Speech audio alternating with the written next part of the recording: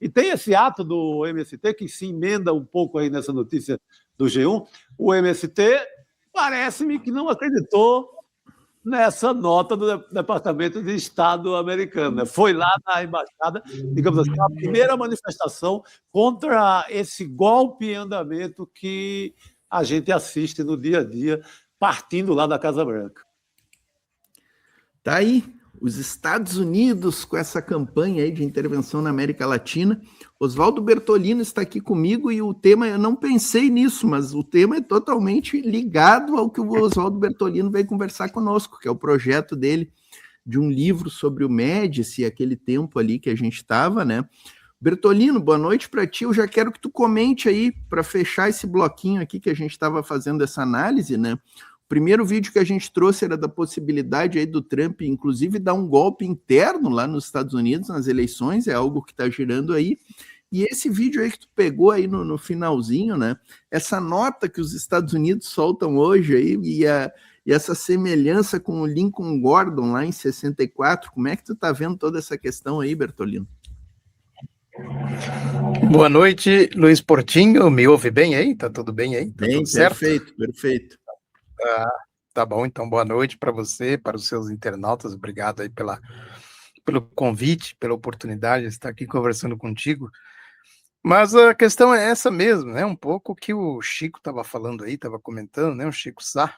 Quer dizer, é que na verdade existe historicamente dois governos nos Estados Unidos, né? Um que a gente vê e o outro que a gente não vê, né? Que são os subterrâneos aí das tramóias, da corrupção, né? Da cooptação, da quinta coluna, né? Essa ideia de quinta coluna. Interesses que não vêm à tona, né, que o povo não tem a menor noção do que está acontecendo, né? Obviamente que tudo isso nas mãos de figuras tão desclassificadas, tão desqualificadas como essa equipe aí do Trump e a sua turma, né? Tudo isso, claro que é prenúncio de um perigo muito grande, né? Porque teve aqui, eu estava vendo agora há pouco aí esse vídeo, né, que foi divulgado aí, que os Estados Unidos dizendo que a sua hegemonia nunca mais vai ser contestada, né? Isso se liga a esta manobra que eles procuram fazer aí de combate aos cartéis do narcotráfico, o Escudo das Américas, uma aliança que eles fizeram, né? Esse secretário aí de defesa, que é o Hegseth, né? Como é que é o nome dele? Pete Hegseth, que né? Fez... Secretário da Guerra, lá, né? Eles mudaram o nome do... Exatamente, fez lá ameaças, inclusive a Cuba. Fez ameaças a Cuba, que não saiu, mas eu peguei aí pela mídia internacional, né? Ele fez ameaças a Cuba. Cuba deve sim pôr as barbas de molho. Eu vou até pegar aqui, se você me permite, rapidamente, aqui umas aspas dele, né? Que ele disse que Trump vai fazer valer as suas prerrogativas estratégicas. Ele diz assim, especificamente sobre Cuba, ele disse o seguinte, que a vontade de Trump, né, vai fazer valer a sua vontade, que não está descartada, sim, uma intervenção militar em Cuba.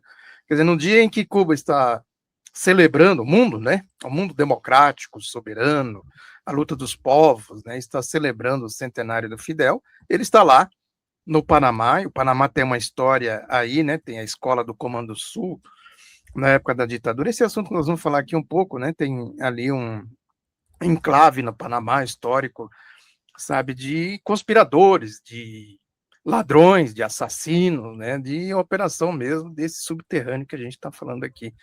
Então é isso, né? A gente não deve acreditar no que é dito, mas acreditar nos fatos, né? Isso. E os fatos são esses. O Bertolino, até eu estava pensando antes de tu entrar, eu queria conversar um pouco contigo com isso, né? Tu é o cara do outro lado da notícia, né? Inclusive é o nome do teu programa, que é muito bom, que tu apresenta lá no teu canal, né? E tu tem uma trajetória longa aí no jornalismo, né? Tu enfrentou a Lava Jato, né? Tu estava muito presente ali, né? Trabalhando e tentando informar, né? Com o outro lado da notícia. E agora nós estamos de novo aí com um processo em curso. Muita gente está falando de uma Lava Jato 2.0, não sei se tu concorda, né? E Mas o fato é que o outro lado da notícia a gente está precisando mostrar muito aqui. Nós estamos tentando na Voz Trabalhadora, né? Porque a grande imprensa está de novo mergulhada aí num processo para tentar atingir de todas as formas o governo, né? E com processos bem parecidos ali com o da Lava Jato. Como é que tu está enxergando esse contexto todo aí? Olha, as nominações não deixam de ter razão, né? Quer dizer, se a gente olhar os instrumentos, os mecanismos, os métodos, né, são os mesmos da Lava Jato. Agora, se a gente olhar para a Lava Jato, a gente vai ver que os instrumentos, os mecanismos são os mesmos de outros, né, como a farsa do Mensalão, aquela tentativa golpista contra o Lula, ali quando o Severino Cavalcante se elegeu presidente da Câmara dos Deputados, que foi uma manobra, né, da trama da direita, estava metido ali Fernando Gabeira, Álvaro Dias, né, até gente aí com credibilidade na luta democrática, como era o caso do senador Pedro Simon, né, do senador Jefferson Pérez, lá do Mato Grosso, que era do PDT. Não se sabe exatamente o que estava movendo essas personalidades, mas no caso do Gabeira e do Álvaro Dias, claramente eram figuras golpistas, né, corrompidas, sabe? Então eles foram instrumentalizados exatamente por essa campanha midiática, por esse método, né, por essa engenharia, por essa maquinaria, né, golpista, corrompida, sabe? Absolutamente criminosa, que atenta contra a democracia, sabe? Então eles foram claramente instrumentalizados por isso, né? Então, quer dizer, nós temos aí uma trajetória. Se a gente ligar isso com essa questão mais de fundo, que é exatamente o sentido do golpe militar de 64, a gente vai ver que são os mesmos ideais, as mesmas práticas, sabe, os mesmos absurdos. Quer dizer, eles vão maquiando, vão mudando e tal, mas o mérito é o mesmo. Por quê? Porque é um projeto. Isso é um projeto da direita, que ele adquire feições de extrema-direita conforme as circunstâncias, conforme a necessidade. Se a gente olhar também, a gente vai ver muito disso na eleição do Collor, no arcabouço do Plano Real, do projeto neoliberal do Fernando Henrique Cardoso. Quer dizer, então, os instrumentos que eles têm são instrumentos golpistas, corruptos, de manipulação, de mentiras, né? Então, quer dizer, à medida em que você tem isso como prática, como instrumento, eles vão naturalmente cooptando e organizando bandos organizados. Isso é bando. Lava Jato é bando.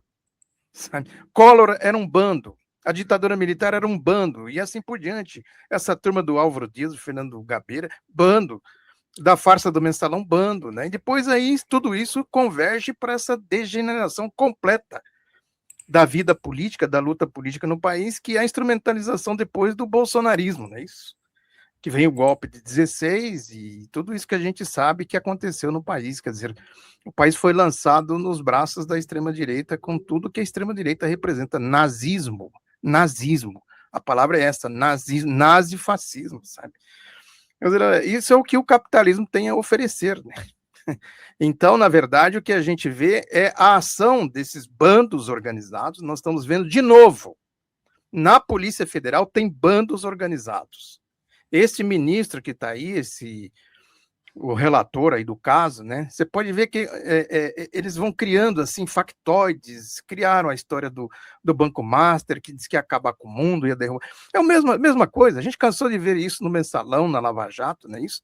Vai derrubar a República, que está toda podre, está corrompida, cria-se uma ideia de caos, de pânico, de desorientação, terrorismo, sabe?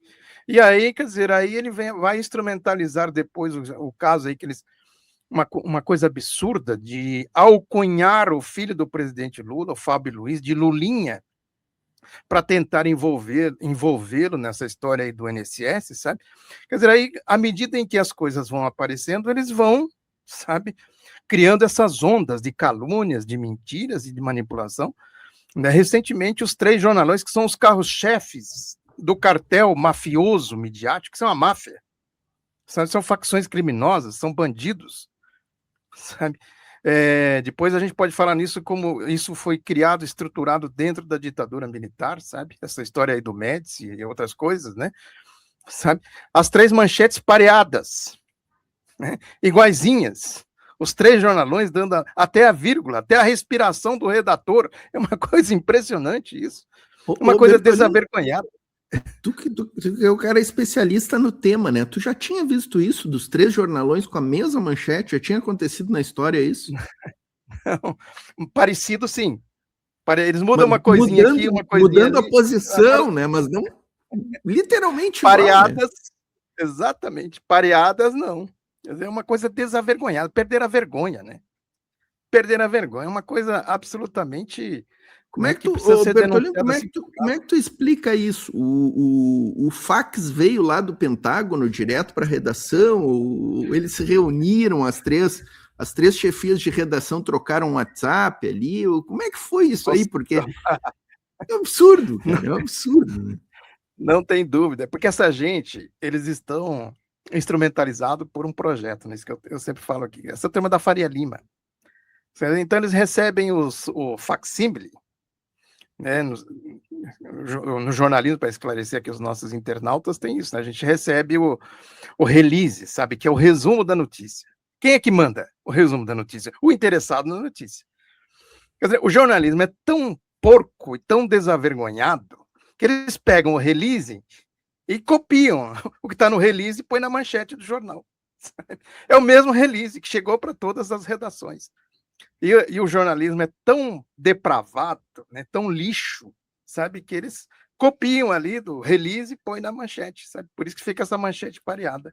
Não se dá o trabalho sequer de fazer uma análise sobre o que está ali naquele release. Uma coisa mentirosa, manipulada, desavergonhada, sabe?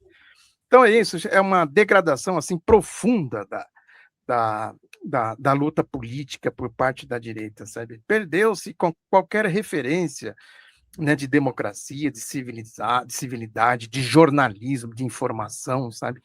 Assim, de um direito fundamental, né, da humanidade. Isso é uma conquista da humanidade, a imprensa, o jornalismo, o direito à informação, sabe?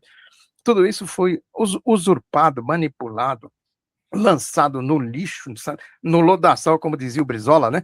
No lodaçal da infâmia, do que é o cartel, como ele dizia, né? Este cartel, sabe, que manda e desmanda no país impunemente, sabe? Que representa, são porta-vozes desses interesses aí, né?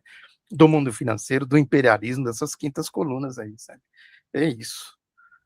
E o Bertolino, só para a gente fechar esse tema, tu acha que nesse episódio a gente está melhor preparado para enfrentar essa ofensiva do que ali no 2015, 14, 15, 16, até 18, né, com a Lava Jato? Temos armas melhores para enfrentar ou como é que tu está enxergando isso aí? Eu vejo com muita preocupação, sabe? Eu acho que não. Acho que não, né? Depende muito aí sabe, daquela história que se atribui ao Ho Chi Minh, né? Quanto mais amigos, menos inimigos, sabe? De você formar aí um movimento, né, patriótico, um movimento democrático. E isso passa, em primeiro lugar, pela eleição do presidente Lula, sabe? Porque se o Lula perde essas eleições, eles têm, como se diz, a faca e o queijo na mão, sabe? Quer dizer, aí a bagaceira vem, sabe? Aí vem toda sorte de desgraça, de imposição, de tudo que a gente pode pegar os exemplos aqui, vizinhos nossos e recentes, né? A Bolívia, o Chile, sabe, El Salvador, o Equador, né? Isso agora, o Peru, né? A Colômbia, sabe? Quer dizer, existe um movimento de extrema-direita, isso que eu estou dizendo, né? Esse Pete Hegseth aí que esteve no Panamá, né, que divulgou esse vídeo, quer dizer, eles reuniram ali uma coalizão de 19 países, esses países liderados por essas forças de extrema-direita, sabe? Quer dizer, vem por aí, que é um movimento político, né, de feição abertamente fascista, proclamadamente fascista, né? Nazi-fascista, sabe? E que por trás disso tem um projeto, que eles assumem esse projeto, como a gente viu com Bolsonaro trazendo o Paulo Guedes para gerir na economia, né? E aí acaba com tudo, né? Acaba com a aposentadoria, acaba com o BPC, acaba com o salário mínimo, né? Acaba com a Constituição, o que foi conquistado, sabe, para constar na Constituição como os capítulos dos direitos sociais, sabe, dos direitos humanos, né? Quer dizer, o ideal deles, a meta deles é acabar com tudo isso. Então, quer dizer, quando você fala da resistência, a resistência, eu acho que as forças democráticas, progressistas e patrióticas têm que jogar todo o peso para a reeleição do Lula, sabe? Que seria a âncora para você organizar outras resistências. Se a gente perde a presidência da República, aí a gente perde uma âncora fundamental para fazer essa contenção, essa luta de contenção, né? Que hoje é o Brasil e o México, né, que faz essa resistência. O México também passa ali por uma pressão violenta desses bandidos, né, do banditismo internacional. E aqui no Brasil, aqui eles vão fazer de tudo. Eu tenho falado muito disso, né, tenho alertado nesse sentido, sabe, de que aqui vai ser uma sujeira que a gente vai olhar para a Lava Jato, para o Mensalão, para a ditadura militar, a gente vai ver o espelho de tudo isso, sabe? Se o Lula ganha as eleições, aí eles vão para cima do Lula, né? Com todas as armas que eles têm, sabe? Que é isso aí, né? Que eles sabem que são as armas do banditismo internacional com os interesses econômicos desses grupos todos aí. Precisamos estar atentos e fortes, como diz aquela música, né? Bertolino, já trago aqui, ó, vamos entrar nessa aqui, temos 15 minutinhos ainda para a gente comentar um pouco sobre essa tua iniciativa, né? Já vou lançar aqui no chat, ó, o Pix do Bertolino, que ele está colocando à disposição aí para contribuir com o projeto, né? Vamos comentar um pouco sobre esse teu projeto, então, ó, Bertolino. Novo livro, Operação Médici, Caçada a um Ditador Implacável. Eu estava lendo aqui, ó, o portal Rádio Peão, né? Publicou aqui alguma coisa hoje, ó. Estava lendo aqui, ó. Então tem aqui tem a foto do Bertolino com suas obras já publicadas ali atrás, né? Eu tenho do Pedro Pomar, que é um excelente livro, né? Conta para nós, ô Bertolino, como é que é o projeto? É arrecadação de fundos para conseguir publicar, né? A editora Cotter, que é uma editora bem conceituada aí no campo da esquerda, né, na publicação de livros de esquerda, então a editora que está fazendo esse livro, né? Então é preciso fazer o aporte financeiro, né, para viabilizar a obra, né? Então a gente pede aí a ajuda solidária, né, a contribuição solidária. E quem contribuir acima de R$100 já fica o nome anotado aqui, né, que já vai receber um exemplar quando sair o livro. Mas a meta é isso, né, reunir esse fundo, essa caixinha, né, uma vaquinha, como diz aí o cartaz, né, uma vaquinha, para que possa viabilizar. Livro é caro, quer dizer, e aí o livro só tem mesmo o custo da edição, né, que aí passa por revisão técnica, passa pela diagramação, né, passa pelos registros legais, para não ficar um livro clandestino, então tem um custo que acaba elevando a obra, né, elevando o custo da obra, né. Mas a caixinha é exatamente isso, quer dizer, o livro já está pronto, já está entregue para a editora, né, só falta agora viabilizar esta arrecadação para arcar com os custos da editora, né. Então é isso, por isso que eu estou pedindo aí a ajuda solidária, e quem puder contribuir mais, né, o preço estimado do livro é em torno, para imprimir 100 exemplares, estimado em R$10.000, né, não é pouca coisa, sabe? Então, aí, contar com a solidariedade, com a compreensão aí dos camaradas, companheiros e todo mundo para ajudar aí para a gente fazer essa vaquinha. O Bertolino, contribuição de R$100 ganha o livro, é isso? É isso, já fica aqui o nome anotado, a pessoa depois manda o endereço, e aí a gente encaminha o livro. Interessante. Com autógrafo. Com autógrafo. E a previsão de publicação, Bertolino, tem um tempo, assim, a partir do momento que conseguir os recursos, quanto tempo mais, assim? A editora não deu tempo, né? Mas aí é rápido, porque você sabe, né? Tendo dinheiro, com dinheiro você faz tudo, né?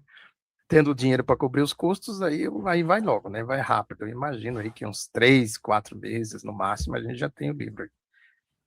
E o Bertolino, eu estava lendo, não vai ser assim um tipo documentário, né? Vai ser mistura de ficção com história, né? É isso? É um gênero, né, de escrita que você mescla o rigor da pesquisa, né? Os fatos são reais, sabe? E se criam personagens cenográficos, como se diz, né? que a partir desses personagens cenográficos, que é uma ficção, né, que é a história do romance, para você dar o trailer, né, para você dar o fluxo da narração, né, quer dizer, estes personagens vão contando os fatos e vão participando dos fatos. Quer dizer, e o autor também, né, vai narrando os fatos de acordo com a junção dos acontecimentos com a ação desses personagens fictícios, né. Isso é muito usado aí na época da ditadura militar, por exemplo, né, se fazia isso para, né, não expor os personagens, não expor o autor, sabe? E também é usado para você trazer o fato para uma narração, uma narrativa, né, que prenda o leitor. Tem muito estilo aí. Eu gosto muito do estilo do Frederico Forsyth. Os nossos leitores já devem ter lido, não sei se você já leu alguma coisa dele, que ele é lá do M16, do serviço secreto lá da Inglaterra, da época da Guerra Fria. Ele escreveu bastante coisa, né? Que ele talvez seja assim, aquele também, até cito ele aqui na história do Médici, que é esqueci o nome dele também, o espião que veio do frio, alguma coisa assim, sabe? Tem o Truman Capote também, né? Sim. Quer dizer, é um estilo de narração que prende o leitor, sabe, por uma espécie assim de um romance, né? Mas os fatos são reais. Então aí tem uma pesquisa assim muito profunda, sabe, do que representou o Médici, porque se fala muito do Médici, mas não se dá, na minha compreensão, que é o que eu procuro revelar neste livro, sabe, não se dá a dimensão do que o Médici representou. Ele não foi só mais um ditador.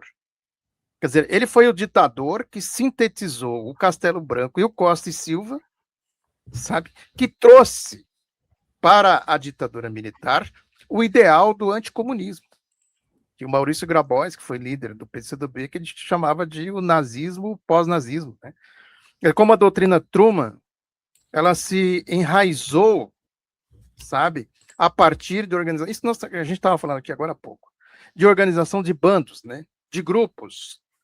No caso específico, aqui eles organizaram em torno do general Dutra, que foi o presidente da República, eleito em 1945, um general que foi da ala fascista do Estado Novo, do governo do Getúlio Vargas, sabe, do golpe de 37, da Constituição polaca, fascista, né, de 37, ele junto com o Góes Monteiro, que era o general plenipotenciário, quer dizer, o super general do Estado Novo, e depois eles deram um golpe que derrubaram o Getúlio em 29 de outubro de 45 para impedir os comunistas. Isso é uma história também pouco contada, né? Pouco conhecida, pouco pesquisada, porque o Getúlio e os comunistas se aproximaram, o PCdoB, na época Partido Comunista do Brasil, PCB, né? Eles se aproximaram ali na luta pela redemocratização, pela constitucionalização do país. Então, o golpe contra o Getúlio foi exatamente para impedir essa aproximação do Getúlio com os comunistas, porque o objetivo deles era caçar os comunistas, caçar o registro e caçar os mandatos dos comunistas do PCB na época, Partido Comunista do Brasil, que eles conseguiram, por manobras jurídicas e parlamentares, eles caçaram o registro em 47 e os mandatos em 48, né? Quer dizer, a partir dali se tem, né, exatamente a formatação, a arquitetura do que seria o golpe de 1964, com base na doutrina Truman, do anticomunismo, da Guerra Fria, da proclamação da Cortina de Ferro pelo Churchill, em 46, lá nos Estados Unidos, e a militarização da Cortina de Ferro. Quer dizer, as bombas atômicas no Japão, né, os banhos de sangue na Indonésia, na Tailândia, anticomunistas, banhos de sangue anticomunistas, a guerra anticomunista genocida na Coreia, depois no Vietnã, sabe? E essa sequência de golpes que ocorreram aqui na América Latina, tendo o Brasil como epicentro de tudo isso. Então, a doutrina Nixon, que a gente está vendo aí, a doutrina Trump, tem muito da doutrina Nixon e precedida pela doutrina Truman. Então, essa turma foi instrumentalizada com a criação da Escola Superior de Guerra. Castelo Branco, Oswaldo Cordeiro de Farias, né? Aquela turma que deu o Golbery, né? O Médici, criou um ninho de conspiração sabe, que eles conspiraram contra o Getúlio, eleito em 1950, pressionaram o Jânio Quadros na política externa, a ponto do Jânio renunciar por isso, tentaram impedir a posse do João Goulart quando o Jânio renunciou, o João Goulart era o vice, e depois deram o golpe no João Goulart. Então, eles foram adequando, sabe, a ditadura de 64 às imposições do Pentágono, do Departamento de Estado dos Estados Unidos, que é a doutrina Nixon, que é o terrorismo. Esteve aqui na América Latina, quem é das antigas aí haverá de se lembrar desse episódio, o Nelson Rockefeller, magnata, era governador de Nova York, sabe? Ele fez um giro aqui, foi quando ele trouxe a USAID, que é uma agência supostamente de financiamento, sobretudo de projetos educacionais, o Acordo MEC-USAID, bem conhecido, que levou os estudantes às ruas, os grandes protestos de 68, sabe? Tudo isso acobertando uma rede de espiões, de terroristas, sabe? Infiltrados e acobertados dentro do regime pelo Serviço Nacional de Informações, o poderoso e monstruoso SNI. Quer dizer, e depois, com tudo isso, vem o AI-5, a Constituição outorgada em 67, o AI-5 em 68, que traz essa moldura do terrorismo de Estado, que é uma coisa terrível. Quem estava arquitetando tudo isso chama-se Emílio Garrastazu Médici, que faz, inclusive, as ramificações a partir da doutrina Nixon, do relatório da missão Rockefeller, né? Eles criam aqui na América do Sul, sobretudo, sabe, um processo de golpe. O golpe no Chile, por exemplo, ele começou muito lá atrás. Fala-se que o Allende foi derrubado em 73, mas o golpe no Chile ele começou a ser gestado muito lá atrás. É que o Chile tinha uma tradição de democracia que eles não tiveram forças para impor alguma coisa sobre o processo democrático no Chile. Eles só foram conseguir isso a partir do Médici, que tinha, inclusive... Operação Condor, né, Bertolini? Isso, aí, são os primeiros movimentos da Operação Condor, que ela vai surgir depois em 74, né? 75, o golpe no Chile ele começa antes da eleição do Allende, né? Eles tentaram de todas as formas impedir o processo, né? Então... Exatamente. Mataram, assassinaram o comandante do exército, René Schneider, é o nome dele, sabe? Aconteceu no Uruguai, também aconteceu na Argentina. E tem um detalhe, Portinho, que vale a pena a gente comentar por curiosidade até, que também é pouco analisado, que é o papel do João Saldanha como técnico da seleção brasileira, um comunista. Sabe? Sim. O Médici, o livro revela isso por dentro, sabe? Em detalhes. O Médici derrubou o Saldanha. Sabe? E o Médici impôs, inclusive, intervenções nas federações de futebol, a AFA da Argentina e a Federação do Uruguai, sabe? Para que estas seleções se enquadrassem dentro desta lógica de manipular o povo a partir do futebol, que foi a história da Copa de 1970. Quer dizer, o Saldanha não cabia nisso. Ele fez uma conspirata, ele organizou uma conspirata para derrubar o Saldanha. Fala do João Avelange, que era um sabujo, como disse o próprio Saldanha, né? Pusilânime, né? Um sujeito absolutamente sujo, corrompido, né? Sabe? Mas quem estava por trás era o general, presidente, ditador Emílio Garrastazu Médici e o seu pau-mandado, Coronel Jarbas Passarinho, um sujeito truculento, violento. Nossa, esse foi longe. Eu me lembro do Jarbas Passarinho nos anos 80, na Constituição, participou, né? Meu Deus, que loucura. Exatamente. Então tem tudo isso, Portinho. O livro traz essas revelações, né? Situa o Médici onde ele, né, esteve efetivamente, o que ele representou, sabe? Quem foi o Médici? Não foi só mais um ditador na fila de ditadores, sabe? Ele foi um ditador meticuloso, manhoso, sabe? Bom articulador político, assim, meio discreto até, né? Ele não era assim de grandes aparições, de grandes discursos grandiloquentes, né? Mas era o homem que comia na mão da embaixada dos Estados Unidos, sabe? Do regime do Nixon, sabe? Do regime aí dessas imposições todas, né? De tudo isso, né? Foi se transformando, foi fazendo o processo, a metamorfose para o Plano Condor, né? Que aí foi a ramificação desse terrorismo aí que a gente sabe que aconteceu no Chile, na Argentina, no Uruguai, né? E aqui no Brasil, sabe? Eles já tinham dado por encerrada a luta contra a resistência democrática, que foi a perseguição ao Marighella, o grupo do Marighella, né, Aliança Libertadora Nacional, Avar Palmares, do Lamarca, sabe? E outros grupos que atuavam ali na resistência, o MR8, por exemplo, né? Sabe? Depois foram para cima do PCdoB na guerrilha do Araguaia, o terror, a guerra suja, né? Tem esse conceito de guerra suja, guerra que não respeita as convenções, né? Convenção dos Direitos Humanos, a Convenção de Haia, a Convenção de Genebra. Quer dizer, a lógica da guerra suja é simplesmente rasgar todas essas convenções. Aí vai tudo, né? Sequestrar, torturar, desaparecer, né? Que é o terrorismo mesmo, sabe? É o Hitler, é o regime do Hitler, a lógica do Hitler, do nazifascismo, né? Então eles criaram esse sistema, sabe, fazendo essa interligação desse subterrâneo, desses agentes, né, que atuavam no subterrâneo, sabe? Os bandos organizados, os Fleury da vida, o Ustra da vida, sabe? Que é de onde surgiu, desse porão infecto de bandidos, foi daí que surgiu o bolsonarismo, sabe? Ou lavajatismo também, sabe? Quer dizer, é isso que a gente estava falando, como os elos da história, né, como as coisas se ligam. Ô Bertolino, sensacional, pouco tempo aqui, tu vai ter que voltar aqui, vamos dar umas 2 semanas, tu volta aqui para a gente falar mais. Agora eu tô com terça e quinta, ô Bertolino, com esse programa aqui, recebendo convidados, né? Então o espaço está aberto aqui, eu acho que é um tema muito importante, o pessoal do chat comentou bastante aqui, né? Hoje os pingos são para o Bertolino, tá, pessoal? Não façam, até vou tirar o nosso QR Code lá de cima, ó, não façam pix para a voz trabalhadora, façam para o Bertolino. R$100 já fica na fila de espera, né? Tá aqui, ó. Isso aqui vai ser a capa do livro, ô Bertolino? Isso é um prospecto, né? Vai passar aí pela estética da editora, né? Aí não sei como, porque tem os capistas, né? Os capistas que são os artistas da coisa, né? Isso é um prospecto para a gente divulgar, né? Não é definitivo ainda. Maravilha. Então tá, torcendo aí para que a gente consiga arrecadar logo esse tutu, como diria um antigo amigo meu. Essa fortuna, né?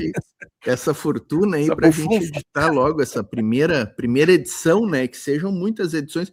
Isso é fundamental, né, Bertolino?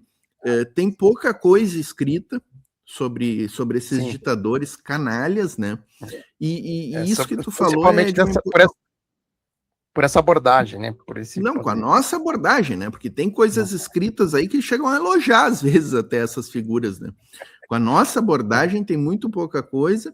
E outra coisa que tu falou que é fundamental, né? Tem que trazer, assim, as origens dessas figuras, porque nenhum deles caem de paraquedas ali, né? Todos têm serviços prestados ao imperialismo, tem uma ficha corrida gigantesca, né? A favor do imperialismo, né, Bertolino?